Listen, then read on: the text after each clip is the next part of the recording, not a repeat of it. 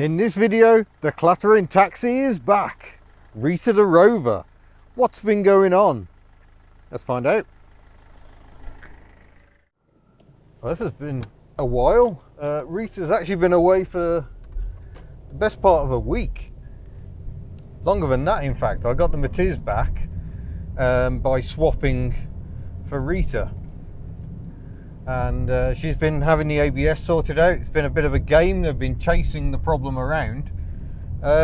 Ended up swapping the front sensors around. So one of the front sensors was new, one was already on the car, and now everything's fine. I'm belting along merrily, no ABS light, so all is good.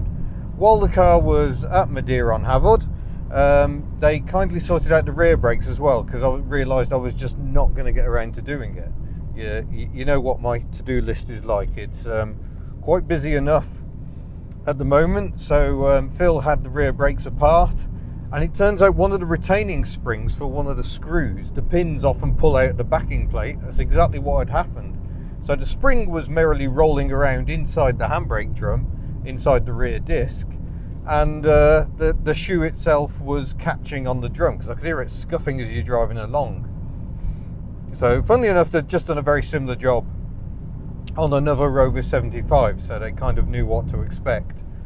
And definitely one of those occasions where sometimes it's just better to let someone else tackle the job. Garages do not always get it right, but I reckon they get it right more often than I do myself.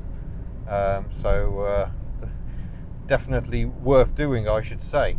But yeah, Rita the Rover is now going much better. You're twisting around again because this mount is rubbish. And yeah, I'm frankly quite glad to have her back. As you will have seen in a recent video, I've been doing a lot of miles in the Daewoo Matiz of late. Very excitable little dog there. And it's reminding me just how comfortable this car is, because the Matiz is not comfortable. The Matiz is also quite rubbish for shopping. Let's jump to another clip. We are shopping with the Matiz. It isn't big enough. Or is it? Maybe if I hadn't fitted these in 1999, everything would fit.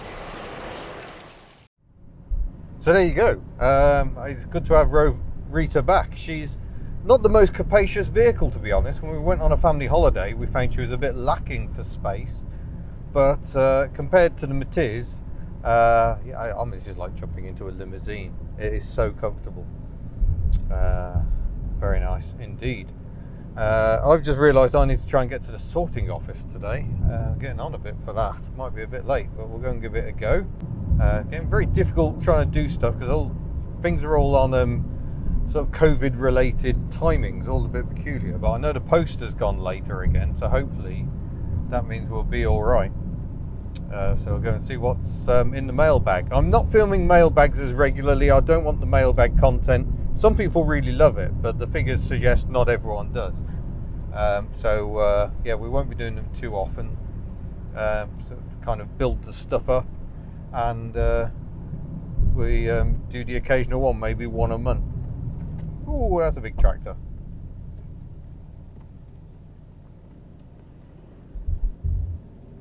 Joys of rural roads. The bus journey out here was quite horrible, but I'm actually going to pull in and stop here to sort this blooming camera out. Farmway entrance here. This is actually the Farmway entrance to a wonderful music festival called Fire in the Mountain, which sadly hasn't been going for quite some time. Oh, just adjust this. Twist that nice and tight. There we go. Yeah, Fire in the Mountain, wonderful event.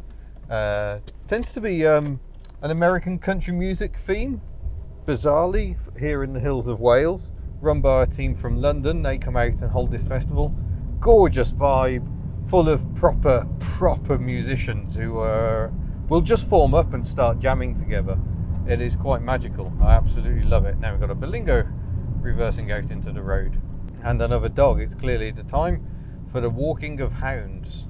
I want a greyhound, so very literally a hound. But yes, I'm trying to take the mileage load off the Citroens for the winter, although I'm missing the 2CV. and the GSA, to be honest. It is better to use them a little less at this time of year. Or let rip.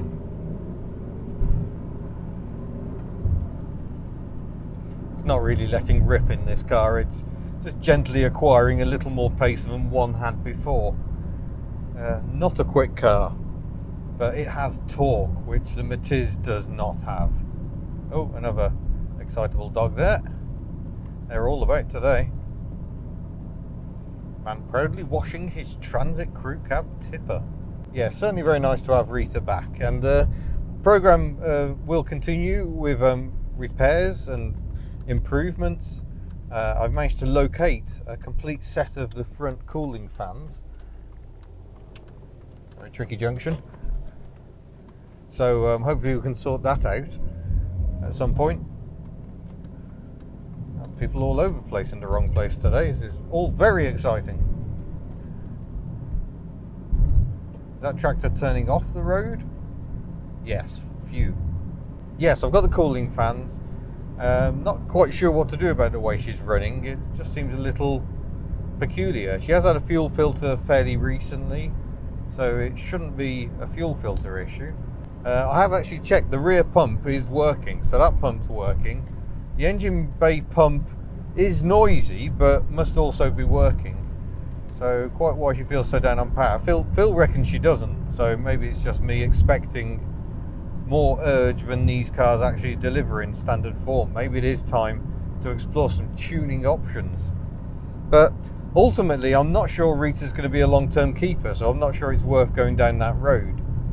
I sadly am realising that families require quite a lot of space in a motor vehicle, and this car just doesn't have enough. If we want to go away, we had a weekend away and struggled to get everything in. If we're going to go for longer, we're going to need a lot more space. So yeah, I might have to go all MPV, which is alright. I quite like MPVs. I like the seating position in MPVs, and I like the practicality.